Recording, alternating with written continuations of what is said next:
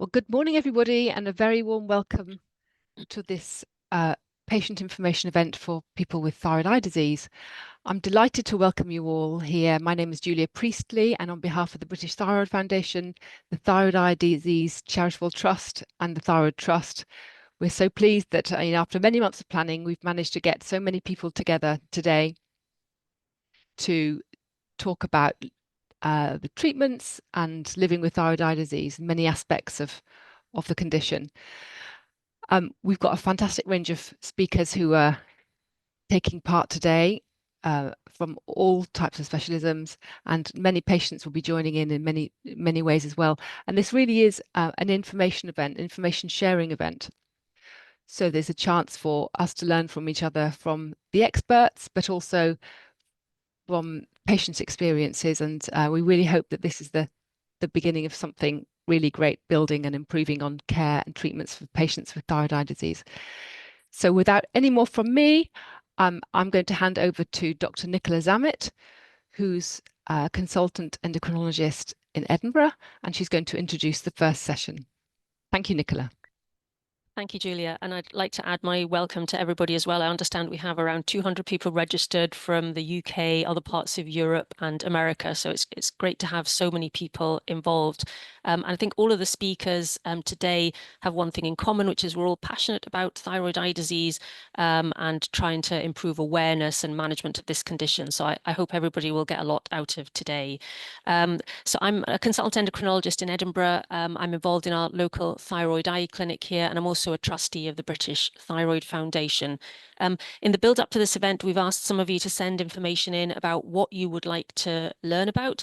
And when I looked through the responses, I'm really pleased to see that it pretty much maps to what we've laid out for today. People have asked about current treatments, new treatments, the role of medical therapies, surgical therapies, the role of diet and lifestyle. They wanted to hear about other people's experiences and the psychological impact of this condition. And on that theme, we have also asked many of you to fill in some quality of life questionnaires before this meeting. If you haven't had a chance to do so, there will be an opportunity to fill one of these in when you get sent some feedback about this webinar 24 hours later. We really do want to try and capture people's experiences of this condition, because that will help us to build a picture of how it affects people, and that in turn helps us to advocate for all of the people who are facing problems with thyroid eye disease. There are different tools out there that can help us assess the impact on people. Some of them are specific to thyroid eye disease, such as the GeoQoL, which is a validated quality of life questionnaire. And some of them are general, like the EQ5D. And some of you may be aware that in the UK, we have a body called NICE, which undertakes evaluations of new drugs and decides whether or not to approve them. And this is the questionnaire that NICE uses when it's assessing new drugs. So we felt it was important to try and gather feedback through these different routes, as I say, to help us as a body of clinicians and charities and patient bodies to advocate for all of you. In terms of just some general rules, we really want people to present with their questions. Please can you use the Q&A function rather than the chat function for questions, and we will need to keep the questions fairly general, so we won't be able to answer specific questions like why has my consultant not prescribed this for me, but we can certainly answer questions about why does thyroid eye disease behave in this way, or why is this treatment useful or not useful in thyroid eye disease. So with no further ado, we'll move on to the first session. And in this first session, we're going to cover current medical and surgical treatments for thyroid eye disease, but also the impact of diet and thyroid eye disease. Thank you very much, Nicola. So I do work with a variety of industry and national organizations to try to improve care for our patients. So the main thing is that the effect of thyroid eye disease being an autoimmune disease is that patients have antibodies which are circulating that trigger their thyroid gland to oversecrete, but these antibodies also trigger the eye socket. So you think about the eye socket, it's like you've got your eyeball in it, but it's also got fat and muscles. And what it does is that it causes fat to often expand. It causes the muscles to swell because it makes the muscle cells bigger. And it causes this connective tissue called hyaluron or tissue matrix to also expand. So in a confined space of the eye socket, if everything is kind of expanding, The effect is that the eyeball starts bulging out because it's like an overpacked suitcase. And also the muscles don't move in sync with each other. So you can imagine we've got 6 muscles that move the eye, and they're all kind of doing their own thing. Patients get double vision, and that often happens either in central vision or when you look to the sides when the muscles are really stretched to its extremes. Now, recent more advanced imaging has actually found that actually it's not just the eye socket that's involved. It's actually a facial disease as well, as you can see in this publication with this lady who has had expansion of her cheek fat as well. So that entire face change is not just an eye condition. So as Simon's alluded to, many of you are on a very, very long journey for thyroid eye disease. And surgery conventionally has always come at the end of this journey. So Simon's mentioned Rundle's curve. Rundle is an Australian surgeon who described this kind of pattern in 2 of his patients, and it's now been generalized. But it's a useful way to think about the disease in many patients. Everybody has their own individual Rundle's curve, but generally there's a dynamic phase and there's sometimes a static phase. And surgery is all dependent on timing. We do not want to be operating on a changing picture because there is a limited number of surgeries that we can do, and we don't want to be operating at the wrong time. So, and a lot of it depends on the thyroid management as well as the how active the eye disease is. And the main thing about surgery is that it's called rehabilitation surgery because we acknowledge that this is a very disfiguring condition. But I always have to try to tell patients that I can't bring them back to what they were before everything started. So we try to make things better, but we're limited in what we can achieve. So as Simon has alluded to earlier, in the acute phase of eye disease, we only treat those who have quite severe disease, who have double vision, a lot of inflammation, with anti-inflammatory treatments, and we only really offer surgery to those who are actually losing vision, in which the medical treatment is not working, because ultimately, and again, when we start steroids, I tell all my patients that it's very good for the pain. It's quite good for the double vision. It's very effective in helping sight-threatening disease, but sometimes they need surgery. But it actually doesn't reverse the structural changes. It doesn't reverse the proptosis. So this lovely gentleman who's under my care, he's got sight-threatening disease. After steroids, he's much quieter, but you can see the position of his eyeballs have not changed that much. Steroids do not reverse the proptosis, and that's something that's always important to remember and planning treatment. So in the acute phase, you can do orbital decompression, and there are a variety of ways, and practice varies across the country about the approach, because there are ways, you can imagine your eye socket's got 4 walls. We can take up to 2.5 walls in orbital decompression. We can't take the roof because it's into the brain. We generally don't take much of the floor because otherwise the eyeball can fall in downwards like a trapdoor. So in acute sight-threatening disease, in my practice, we prefer to use an endonasal approach, which is going through the nose, because the eye socket is already very inflamed. And luckily, I work with some fantastic rhinologists or ENT surgeons, and they actually go through the nose and actually take away the inner wall, which is the thinnest wall of the eye socket, and they actually go right up to the optic nerve and relieve the pressure on the optic nerve, and it's highly effective.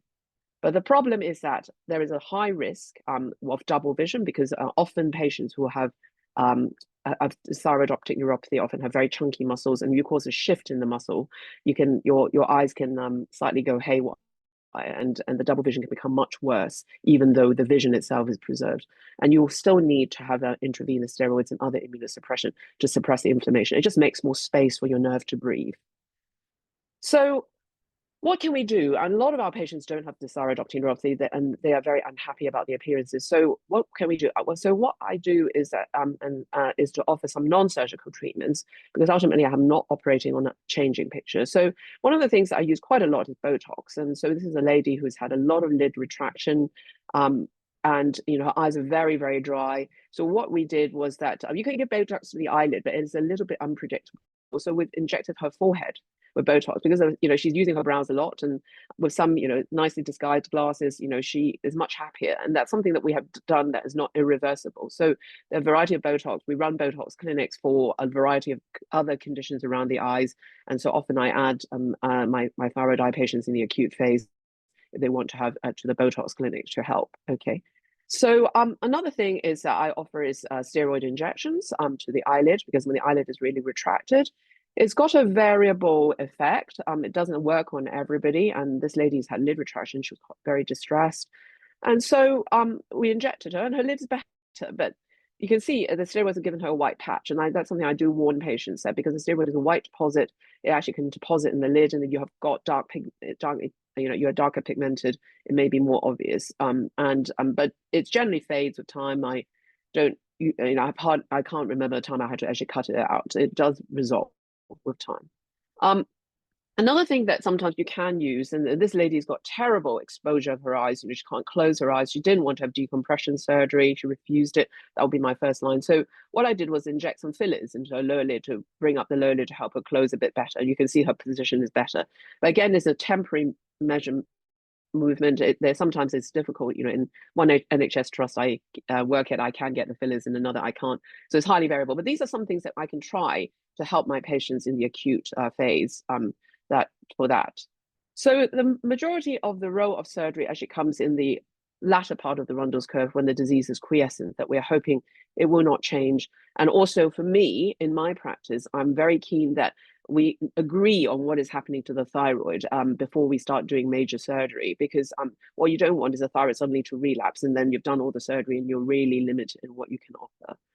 So and that's why a joint clinic, or close communication of endocrinologists like Simon is really important, because some patients will have radioiodine, some people have thyroidectomy, some of the patients who are more mature may stay on drugs forever, and sometimes things settle down.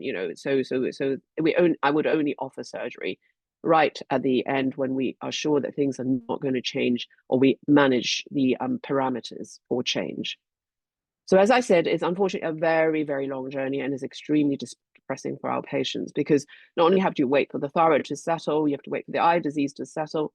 Then if you if patients sometimes have to go, not every patient has to go through all the sequences of surgery, but it's important that the surgery is not done out of sequence. So somebody who's very proctosed, have a lot of bulging forwards of their eyes, will do orbital decompression. They have to wait for that to recover, and then if they've got bad double vision, they will need muscle surgery to try to make their double vision better. And then you have to recover, and then only that can we address the eyelids. So often, with the actual, disease process and the NHS waiting list, you're talking about 3 to 5 years. Is a very, very long journey. So orbital decompression, you can remove bone, you can remove fat. Often we do a combination of both. And then it's often bespoke surgery, because some people may have lopsided involvement, and the point is, more walls you do, the greater the risk. So what are the risks? You can still end up lopsided. There's a risk of double vision. There's a very small risk, but present, of losing vision. It can damage your tear drainage system, because in the inner wall there's where it is. And there's a lot of numbness that can involve, because there are lots of nerves and things like that running through the orbit. And one of the more unusual symptoms we always warn our patients, well, not unusual, but something strange, is that you can actually get what we call masticatory opsolopsia, which means that because we've removed a bone window from the corner of the outer wall of the eye socket, the chewing muscle, when you chew, can actually directly affect your eyeballs. So when you clench down, you can actually feel a wobble in your eyes, and that's normal. It's not, you're not seeing things. It's just because of the mechanical effect of removing part of the orbital wall. And unfortunately, in decompression surgery, often many patients who have got eyelid retraction will still need to have eyelid surgery as a second stage. So these are two of my patients. The lady on the left, she is very keen always for me to show her photographs. She's a wedding registrar, and she was having a very, very upsetting time, looking on top. And she's somebody who was lucky with orbital decompression. Her lids came down, and it was more of a mechanical effect of the eye actually pushing forwards. This other lady on the right, she needed decompression and lid lowering surgery to drop her lids to a more acceptable level and move her her eye position back. So moving on to squint surgery, which can only happen after decompression surgery. Unfortunately, squint surgery is quite limited, and we only offer to patients who are actually seeing double all the time.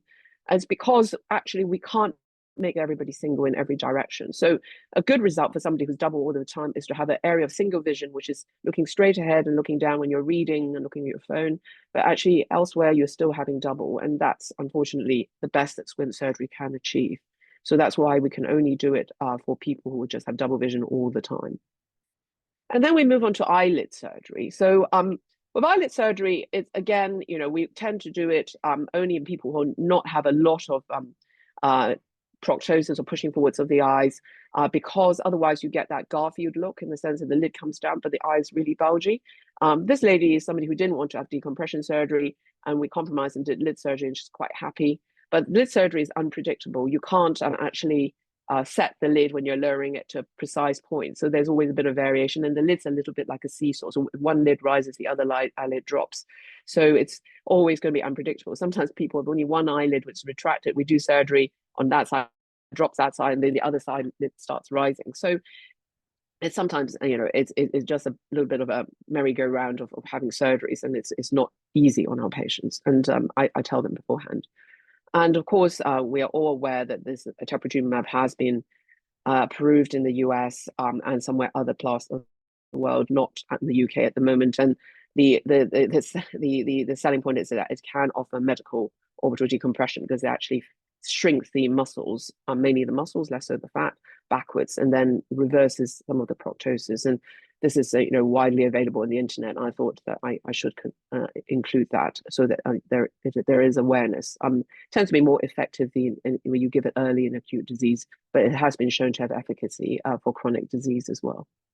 So from our American colleagues, it has been shown, this is a large center in the US, that basically as a result of the approval of teprotumumab, the incidence of doing decompression surgery has gone down as a result, because some patients no longer require that. So the main thing is, the landscape is changing. The role of surgery will change. There will probably still be a role for surgery, but probably, hopefully, we'll have more choices for our patients if we get access to new therapeutics. Thank you very much.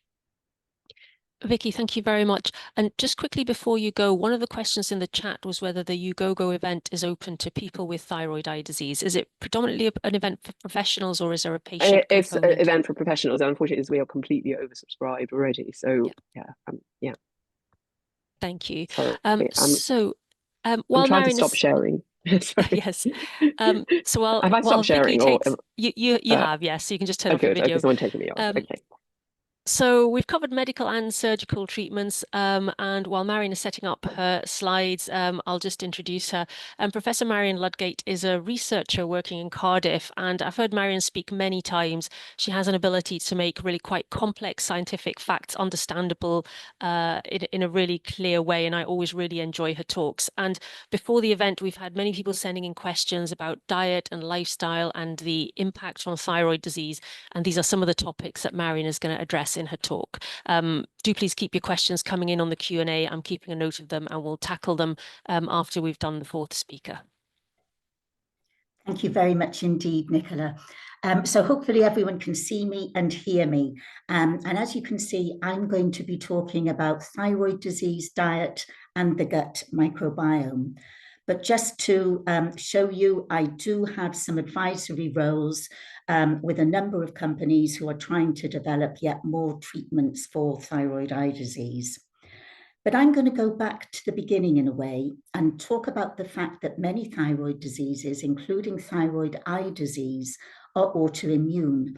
And what this means is that normally our immune system is to protect us against things like viruses, COVID, bacteria, sore throats, and so on. But for some reason, the body suddenly takes it into its head to start making an immune response to parts of ourselves, whether that be the thyroid gland or the parts of our orbit. Many times this kind of autoimmune response can lead to destruction. But in the case of Graves' disease, and you'll remember that Simon has explained to you that the vast majority of people who have eye disease will have Graves' disease, rather than destroying the thyroid gland, in fact, you make autoantibodies which stimulate the gland. And what they do is make antibodies to the thyroid switch, which is the TSH receptor. And in fact, these antibodies behave just like TSH. So they stimulate thyroid growth. That's why people have a goiter. And they stimulate production of thyroid hormone. And that's why people are hyperthyroid.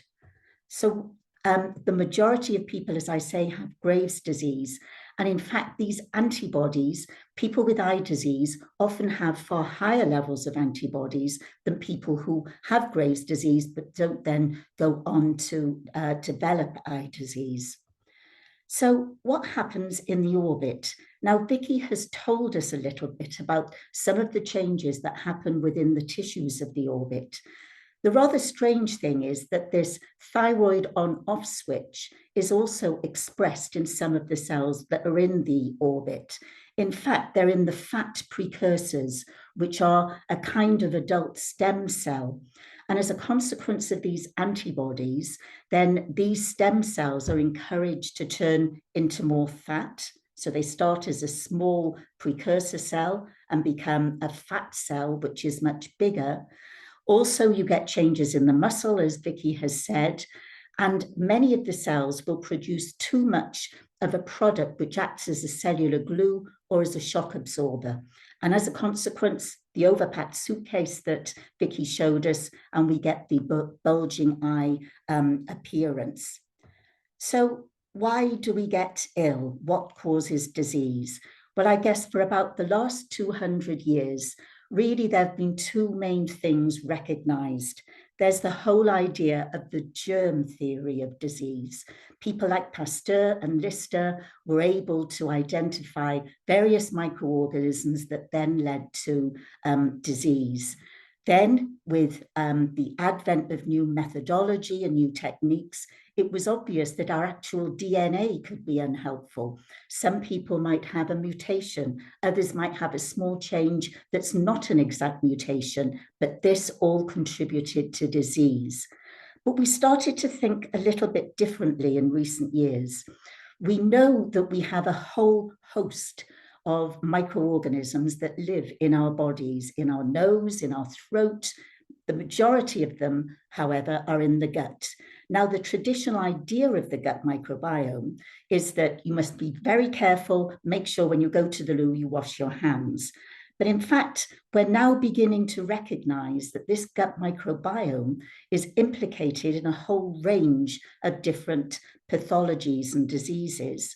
Now, if we think about the last 40 or 50 years, many, many diseases have greatly increased in prevalence. There's a lot more cancer around, even though it's obviously much better treated these days.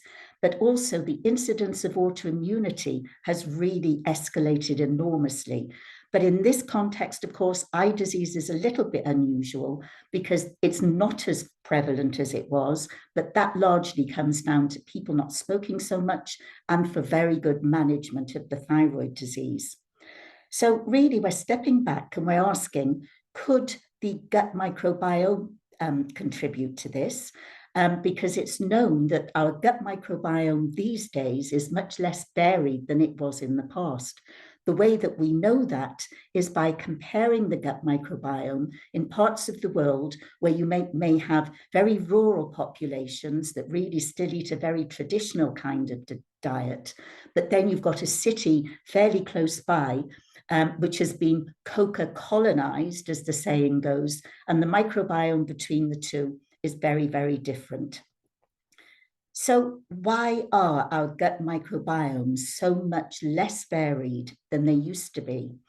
So our genes mostly haven't changed, so it must be something to do with the environment that we live in. So our lifestyle really contributes to this.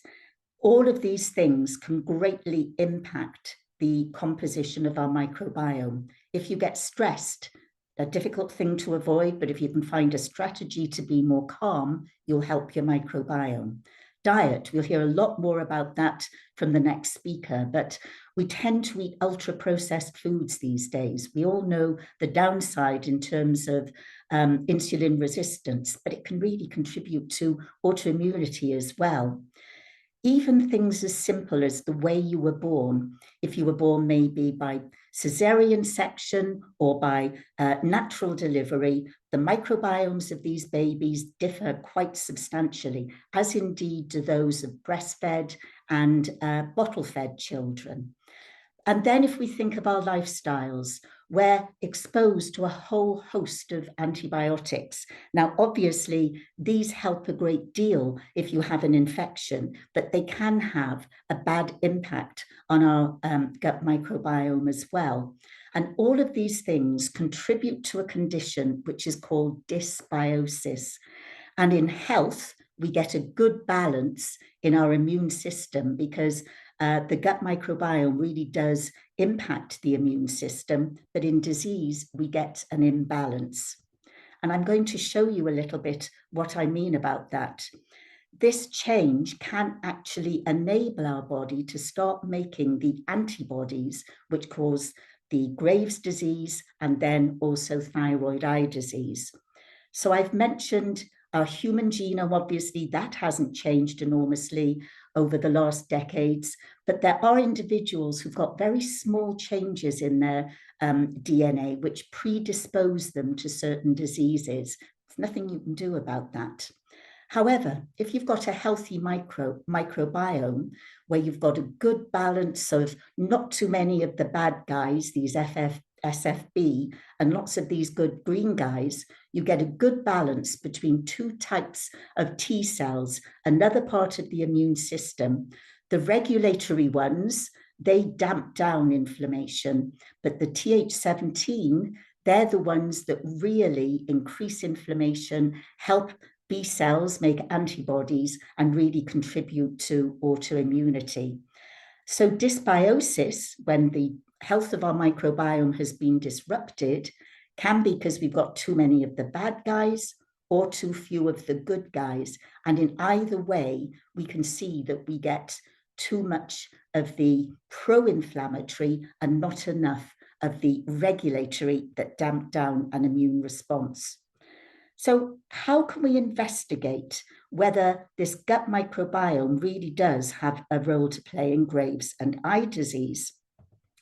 Mouse models are really invaluable in this way because we can have a group of animals that are all female, they're genetically identical, we feed them the same things. So this is work that we've done with colleagues in Germany with Anya, and she's got a very nice model which involves injecting the thyroid switch. So the TSH receptor is introduced into these mice.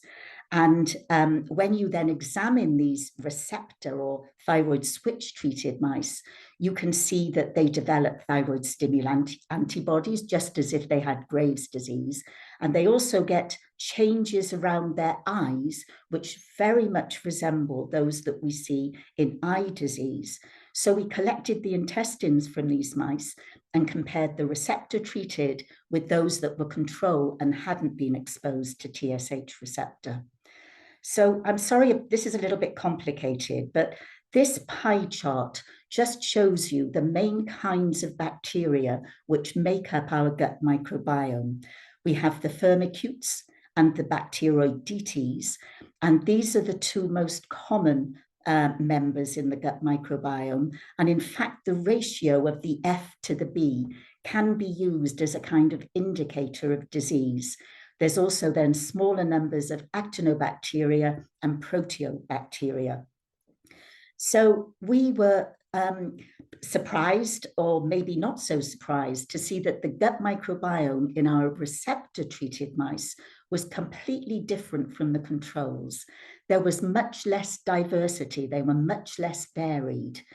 In addition to that, we were able to see a much higher FB ratio than in the control mice.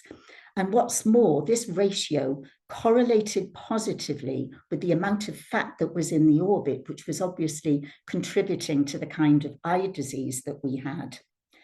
So then we thought, okay, we can see some very nice correlations, but that doesn't mean that this is what's causing this problem. So the next thing that we did was see whether we could change the microbiome and whether it would have any effect on the disease that we'd induced. And we used a number of methods. We tried an antibiotic. vancomycin, we tried a probiotic, and then we used human fecal material from people who had very severe Graves' disease and eye disease. And we administered these things to the mothers of the mice and then the mice themselves before we started the immunization protocol. So we were making a change to their microbiome before we tried to induce disease. As you can see, antibiotic, probiotic, and this material transfer from people with Graves and eye diseases. Do you remember the FB ratio?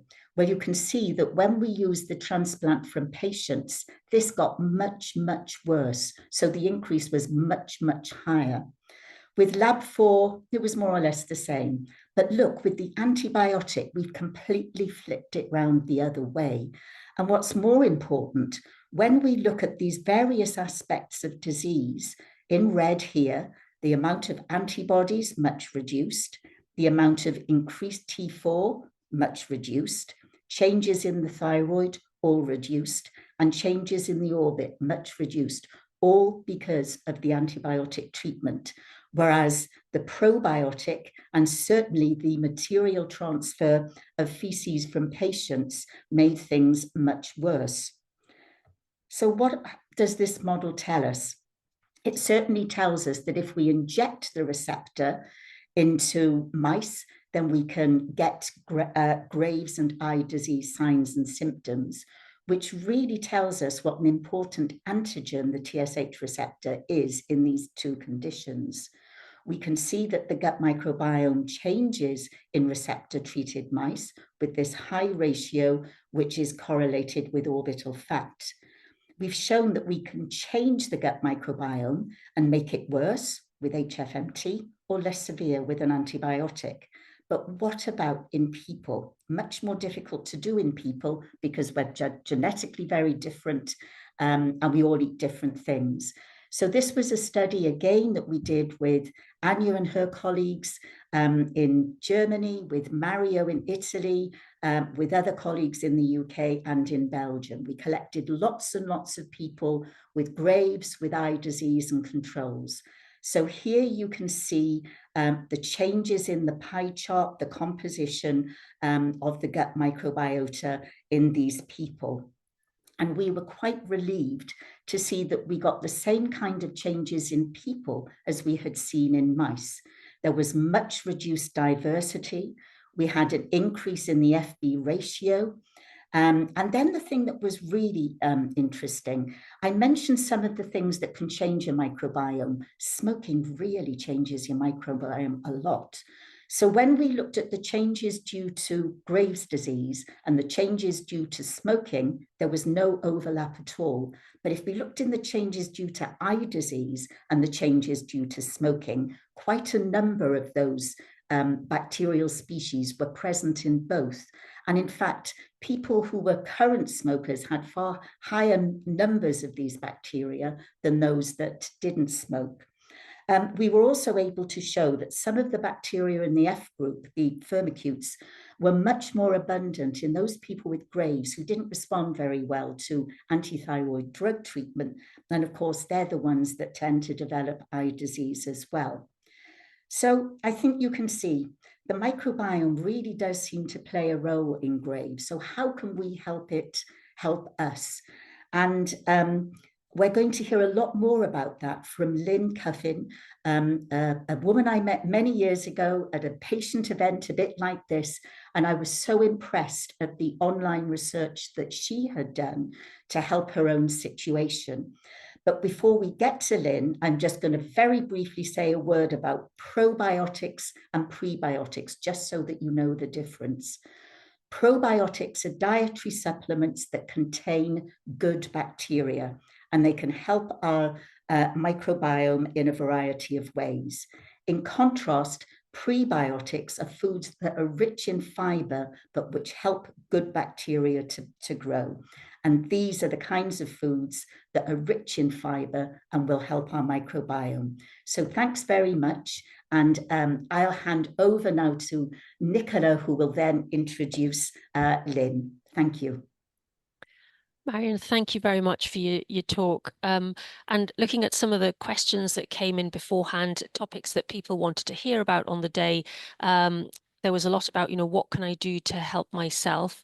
And I'd like to hear about experiences of other people. So I think Lynn is going to bring together both those aspects in her talk, a little bit about lived experience and her own research of the condition. So Lynn, thank you very much. I'll hand over to you now. Good morning. Just get this loaded.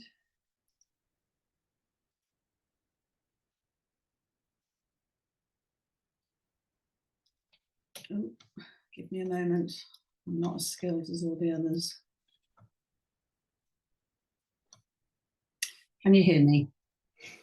Perfect, yes. And you can see it, that's great. Okay. So my name is Lynn, and there are two reasons why I'm an ideal person to cover this topic. My medical history with Graves' disease and TED, and my personal journey with diet. I have a strong family history with both grandmothers.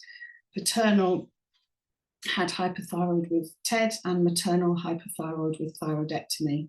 They both smoked all their lives. I smoked for 10 years, 30 years ago.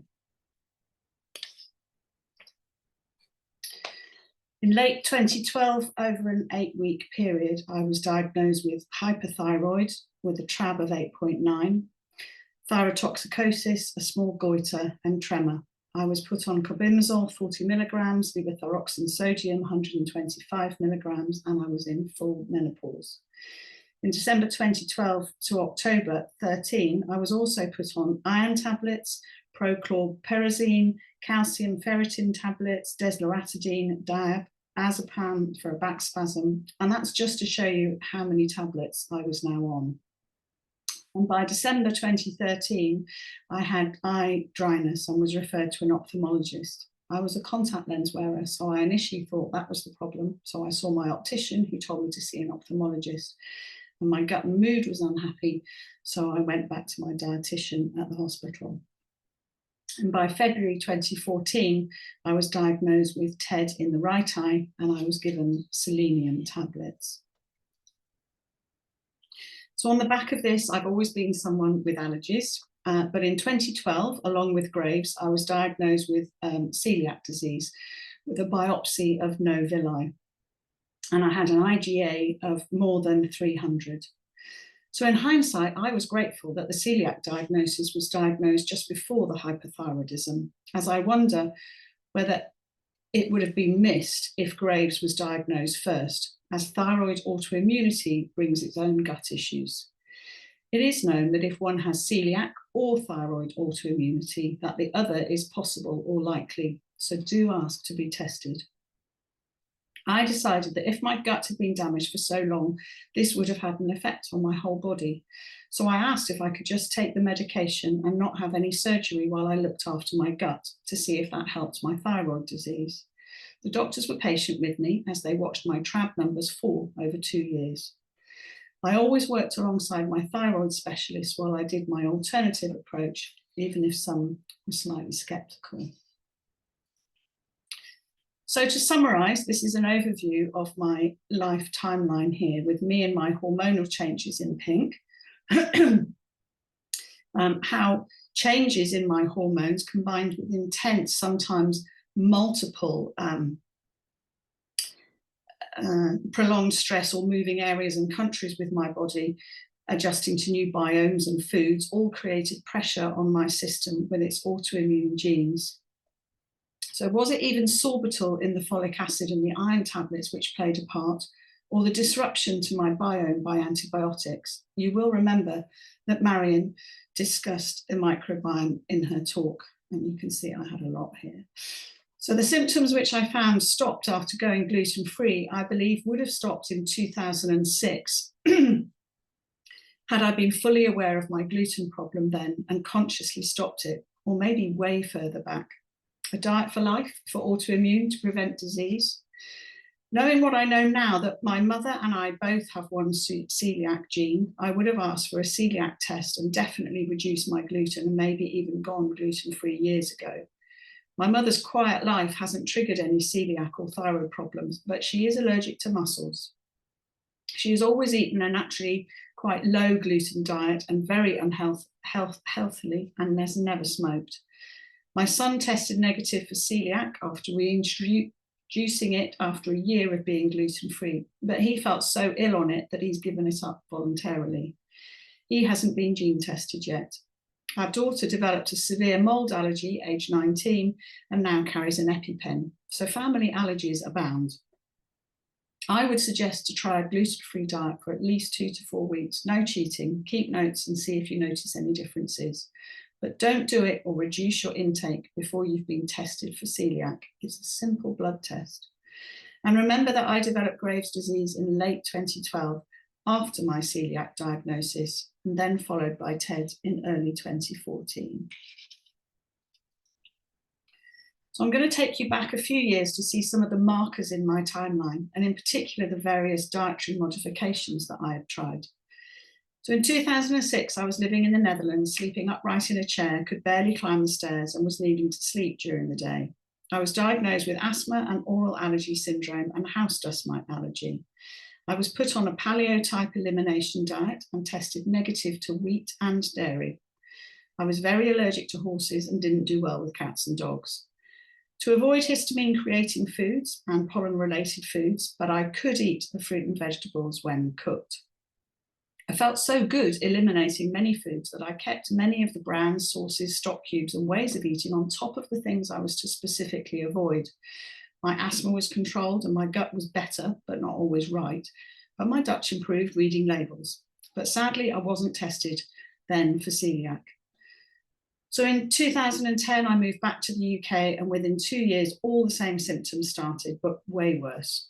I realise now that I hadn't stuck to the paleo diet, i.e. introducing our kids to UK pies, etc.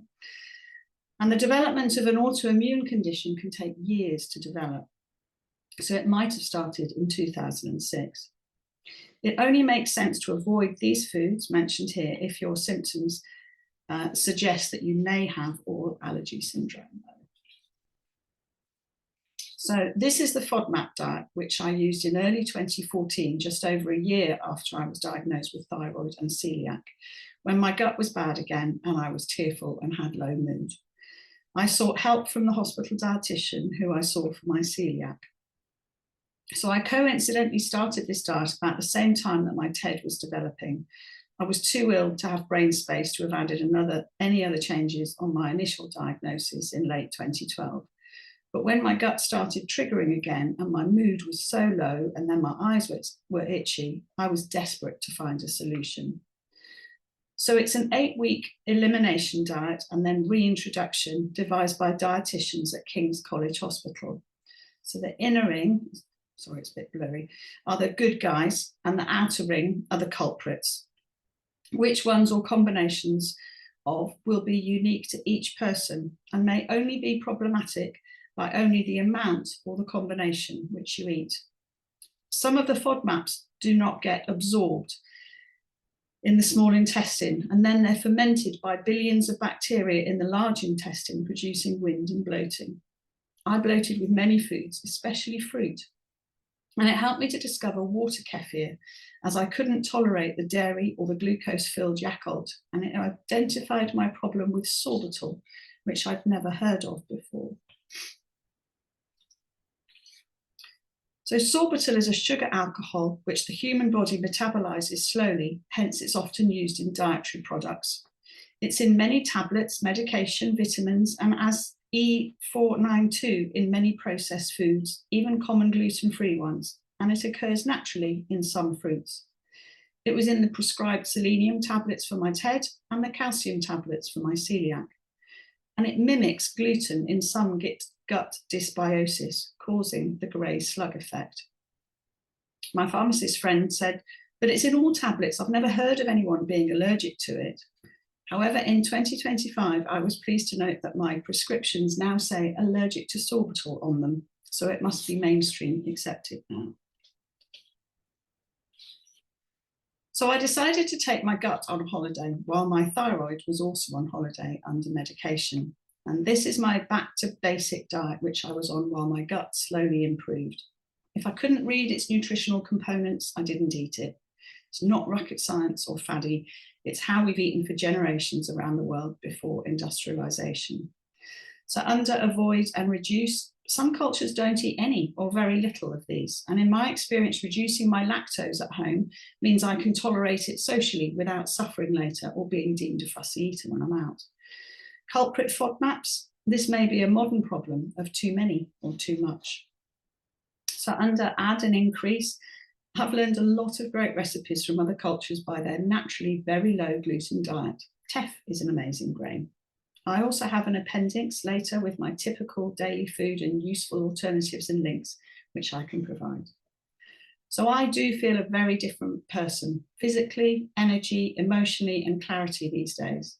And when I gave this talk in 2016, I noted that my gut still grumbled sometimes, and it doesn't now. So that shows me that time and consistency pays off. Kefir and kombucha are now sold mainstream in shops like M&S. I'm not sure how natural they are.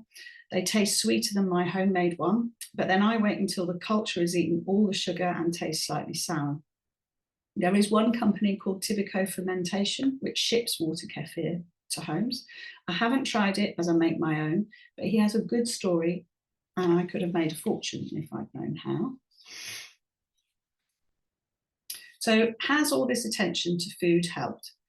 My main aim in 2012 had been to control my ghastly gut and then to see if it helped my overexcited thyroid calm down.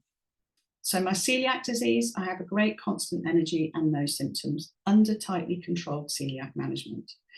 And I'm more socially acceptable and I can now tolerate everything except gluten. My TRAB is normal. I've had no radioactive iodine or surgery and I'm off all medication and not had a relapse. My TED is very barely visible.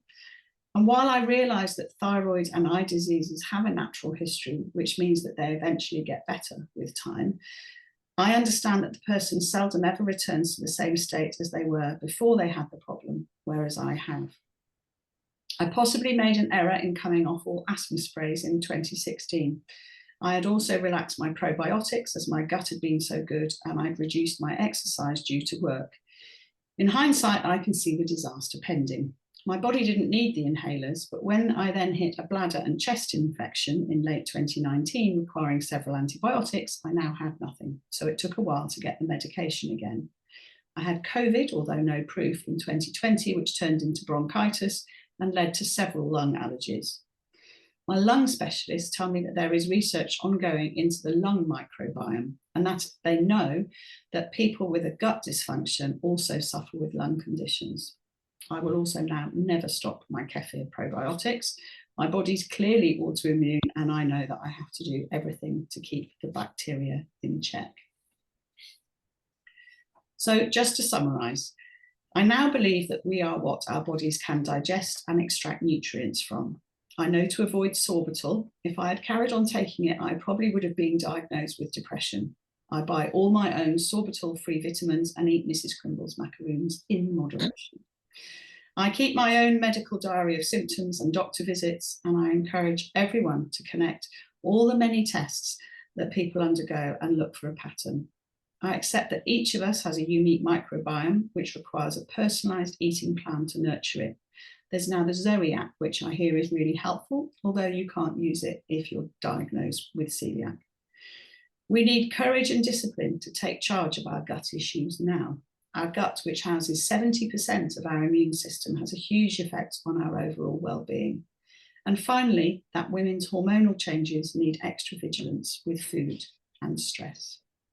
Thank you. So, Lynn, thank you very much for wrapping up our first set of talks. Really, we've covered medical, surgical treatments, what people can do for themselves, and your talk has given us a real glimpse into lived experience with not just thyroid eye disease, but other autoimmune conditions, and has really tied together lots of those themes from the previous talks. We won't have time to do everybody's questions, but I just want to reassure people that those that we don't cover in the next 10 minutes or so, we will be posting some written answers on the website subsequently. Lynn, can we maybe start with you as an individual with thyroid eye disease? Do you have any questions for the rest of our panel before I bring in any of the other questions? Yeah, I do. So my question is, if it's known that TED is the extreme end of hypothyroid, What is being done worldwide to trace back to a point where if someone made changes in their life, they wouldn't trigger TED? So is there gene testing for those with family history of hypothyroid, and if they carry the celiac gene, you know, to go on a low gluten diet, or to be able to look after their gut support? That's my question. So I don't know whether Marion or Simon wants to jump in there. I suppose really kind of wondering about the origin. We've spoken about autoimmunity and microbiome, but can we trace things back to a point where we might be able to prevent autoimmunity from developing?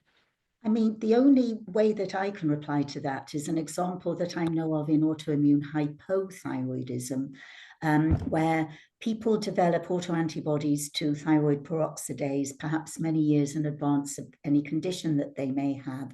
And there's a group in the Netherlands who have a cohort of people who have antibodies to TPO. They've not yet developed any kind of thyroid disease, but they've got microbiome samples at various points along this route.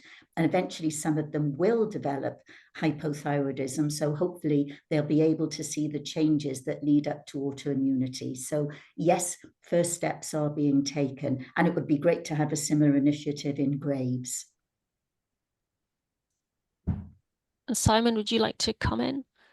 Yeah, I would maybe just say that I'm not aware of a single gene test for any of these disorders. They're inherited as what's termed complex traits. In other words, well, for the best established complex traits, things like type 1 diabetes or rheumatoid arthritis in the autoimmune field, there are at least 60 different genetic variants that each contribute a little bit to the development of these conditions, but maybe one genetic variant increases your risk by 1 or 2%. So there's no one gene test that can prove or disprove that you're going to develop these conditions. So in a way, the gene tests are I don't think ever going to be diagnostic. They can give you heighten your risk or reduce the risk, but there's no one in the NHS or I believe in the commercial sector offering to do these kind of complex genetic gene tests to give people a risk. It's a research basis only at the moment. And Simon, sticking with that theme, because we've had a number of questions about overlapping autoimmune conditions, and Lynn's really exemplified that with her talk. So prior to this event, somebody had sent in a question asking about current research regarding people with thyroid eye disease and other autoimmune conditions, but also more specifically whether once you're diagnosed with thyroid eye disease, should there be routine testing or screening for other autoimmune conditions? And then a related question that somebody's asked on the Q&A today is whether having Addison's disease limits the treatment options for thyroid eye disease. Well, I'll take the second one first. So having Addison's disease shouldn't limit your treatment options for thyroid eye disease at all. You know, you can still receive high dose steroids and so forth. If you've got Addison's disease, it doesn't make any difference to Addison's disease. You may be already used to having to updose your steroids, and the doses we'll give for thyroid eye disease are just bigger than the normal updosing recommendations.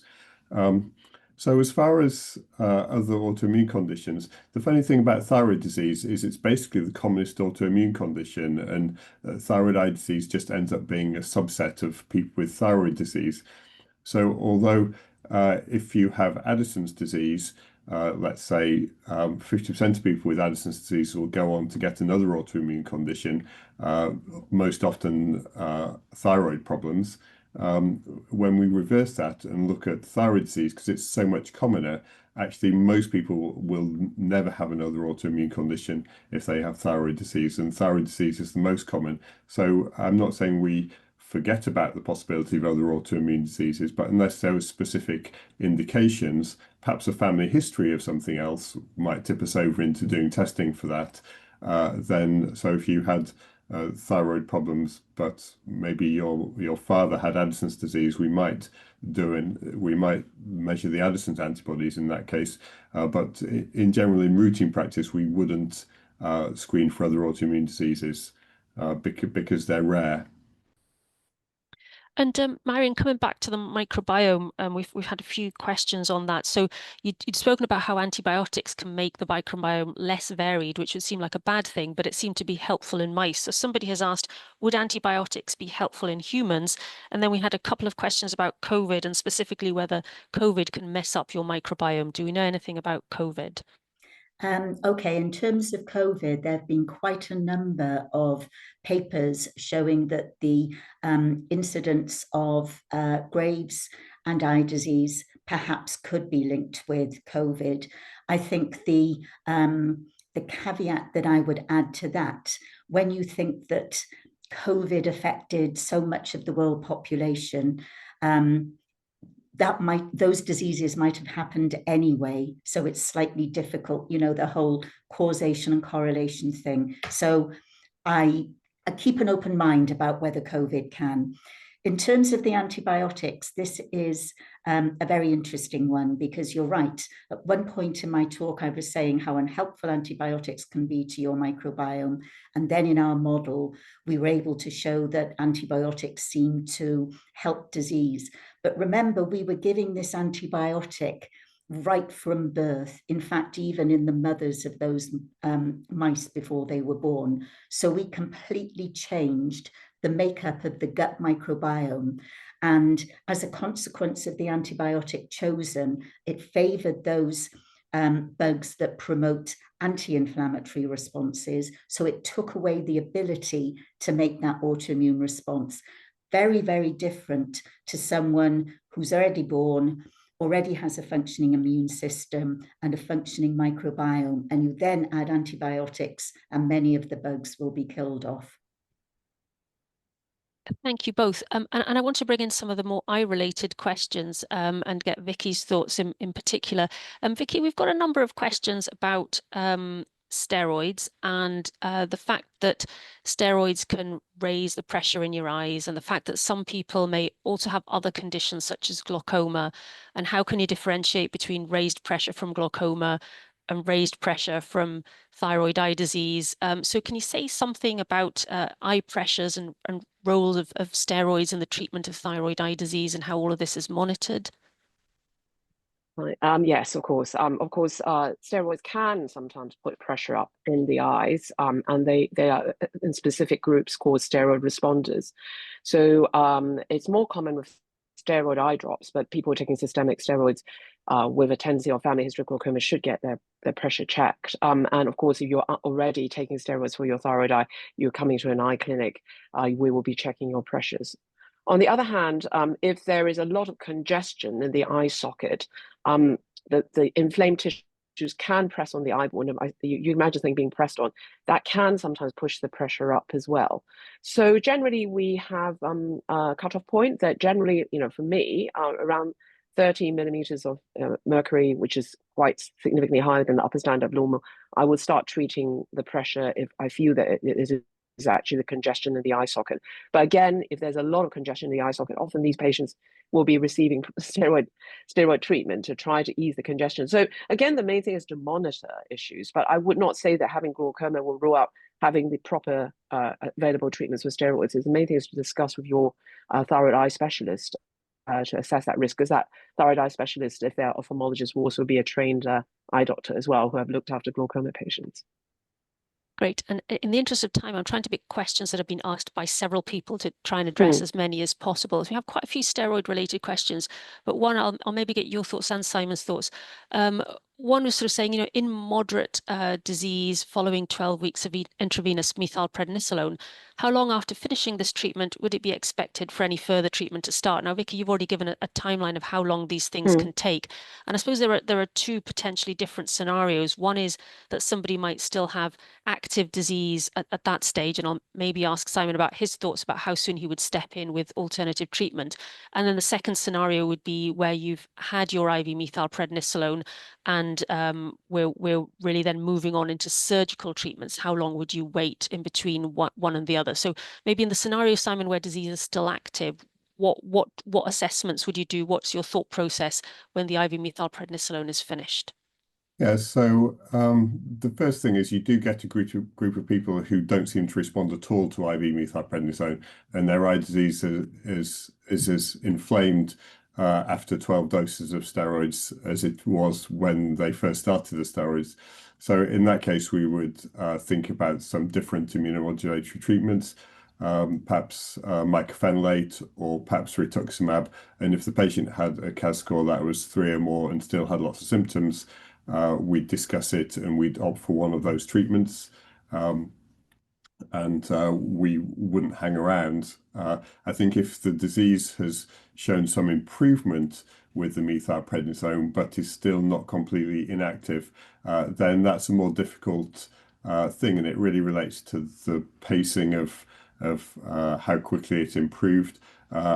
Obviously, how distressing the symptoms are for the patient, and the quality of life and visual functioning issues as to how quickly we would decide to change tack. But yeah, so it's quite individual in that situation, and we wouldn't, there's no automatic, we would definitely do this. We'd have a discussion about what the options are.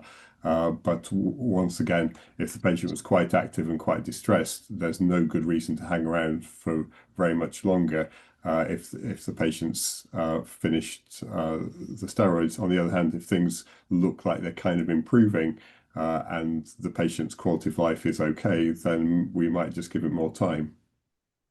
You know, I'm conscious that often our treatments have side effects, and we know in most people things will improve to a degree over time, even if we don't do anything. And Vicky, what are your thoughts about, once somebody's finished their IV methylprednisolone and the activity appears to have settled, how long would you want to wait before considering surgical options? Generally, I would only recommend surgical options once we have a definitive plan for the thyroid, because we have a limited repertoire of both medical treatments and surgical treatments. And what we don't want is the eye disease to flare up again. I would say that if the patient is stopped their steroids, and that indicates they had significant disease, I would say minimum is, and their thyroid plan is sorted out, that they're either off all treatment or the plan is to continue treatment indefinitely, or they're having thyroidectomy. But realistically, you're talking 6 to 12 months. I would say 12 months minimum before we start doing any form of surgery. And I would only do surgery if the thyroid plan is settled. What I don't want is people taking treatment with the plan to stop at some stage, and then there's a cliff edge that when you stop treatment, we know that up to 50% people relapse when they come off medications. We don't want the thyroid to flare and flare the eyes. And so that's when the communication between the thyroid doctors and the eye doctors is crucial to make sure that we do the right thing and is personalized for each patient. Okay, and I've already run 3 minutes into our comfort break, so I'm just going to take one last question before we wrap up. And this is really about what happens after thyroidectomy. So we had one person sharing their personal experience of eyes getting worse after thyroidectomy and wondering why. And one of the people who'd written in before the event saying that as thyroid antibodies are still present in the circulation after a total thyroidectomy, how is thyroid eye disease affected by that? So Simon, I don't know if you can say something about those, longer term autoimmune hangovers even after thyroidectomy? Yeah, so thyroid antibodies do drop after thyroidectomy. They just take quite a long time to drop, so a year, 18 months. I think if your hypothyroidism after your thyroidectomy is inadequately treated, that's a common scenario where we do see worsening of thyroid eye disease. And in fact, a common situation we find is someone comes back home from their thyroidectomy, and even though they've been maybe stable on a dose of levothyroxine beforehand, because we're often using block replace regimens in the run-up to thyroid surgery in someone with thyroid eye disease, the surgeons start them on calcium tablets, which impairs the absorption of their levothyroxine. So they then become hypothyroid in the 3 months following surgery. And that's definitely enough to worsen thyroid eye disease for a few people. But in the longer term, in general, surgery neither worsens nor improves thyroid eye disease. It runs its thyroid surgery. It runs its own course, kind of irrespective of the surgery. I would say is the overall view.